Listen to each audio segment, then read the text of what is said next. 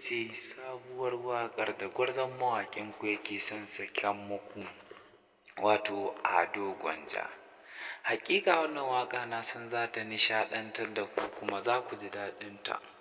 Ko da kawai ku kasance da wannan tasha ta official Ado Gwanja TV domin samun update da mun ɗora. Wannan sabuwar waƙa ce da wannan mawaƙi na ku yake yunƙurin sakan muku a daidai wannan lokaci. Ya sa muka ɗan tsahirto muku wannan a cikin waƙar domin ku fara sauraron ta. Na san za ku ji daɗinta insha Allah.